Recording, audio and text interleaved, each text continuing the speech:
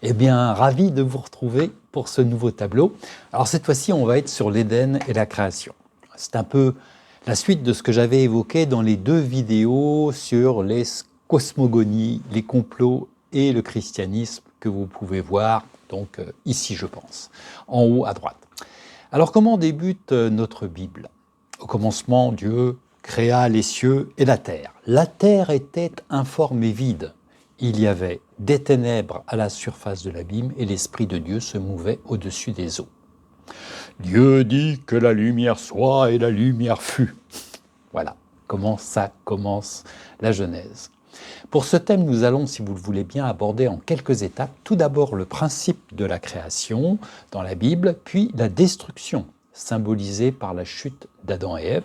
Cette chute, c'est une belle sortie de route qui s'ouvrira heureusement sur la restauration de toutes choses.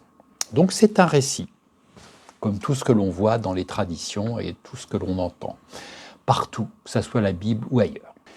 Rappelons que chacun de ces récits mythologiques cherche à nous livrer, avec leur style, une partie de l'histoire pressentie sur les origines de toute chose. C'est une réalité bien sûr insaisissable et invérifiable à nos capacités et perceptions humaines. Toujours est-il que nous avons ce récit de la création qui met en évidence la puissance et l'autorité de Dieu, capable de transformer ce chaos primordial en un univers ordonné et harmonieux. Pour ce qui est des ténèbres à la surface de l'abîme, que l'on voyait dans les versets, dans de nombreuses cultures anciennes, l'abîme est vu comme un symbole du chaos avant l'établissement de l'ordre.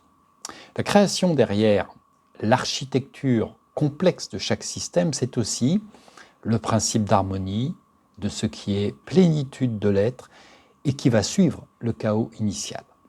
Alors le chaos qui semble vouloir planter un décor, un tableau qui semble en effet loin d'être apaisé et harmonieux, peut-on voir, comme certains l'évoquent, dans le côté informe et vide de la terre, les ténèbres à la surface de l'abîme, des traces de la révolte des anges.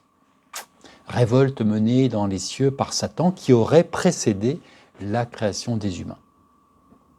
Terminons cette première approche de l'Éden en devenir par l'Esprit de Dieu. L'Esprit de Dieu qui plane au-dessus des eaux.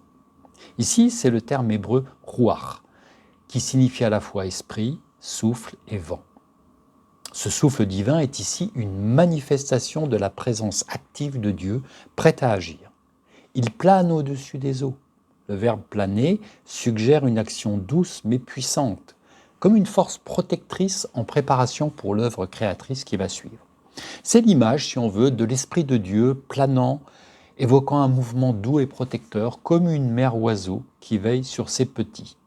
Cela suggère même dans cet état de chaos que Dieu est présent, prêt à instaurer l'harmonie et la vie. Cette image de l'oiseau, de la poule qui rassemble ses petits, de l'aigle qui déploie ses aigles, est repris par Jésus pour la poule qui rassemble ses poussins, mais aussi dans d'autres extraits de la Bible où il y a ce mouvement protecteur. L'aspect donc féminin de Dieu. J'aime bien le relever parce que souvent on voit que l'aspect masculin de Dieu. Après, dans le texte vient alors la création proprement dite qui se fait par la parole puissante des origines, la source de tout ce qui existe. Selon la formule du psaume 33, Dieu dit et la chose existe, il ordonne et elle paraît. Des éléments de notre univers, l'ordonnancement de notre planète, la venue à l'existence des animaux et des humains, tout s'enchaîne merveilleusement et le texte ponctue en soulignant que Dieu trouve cela bon et même très bon lorsqu'il acheva son œuvre créatrice le 6e jour. Au sujet de cette création, il est bon de remarquer par quel événement elle se conclut, cette création. Le savez-vous? Eh bien, c'est par le repos de Dieu. C'est un bel enseignement, plein d'amour, nous invitant au repos après le mouvement de la mise au monde, pour une femme par exemple, de l'agitation ou du simple travail de la semaine, ou de la création de Dieu.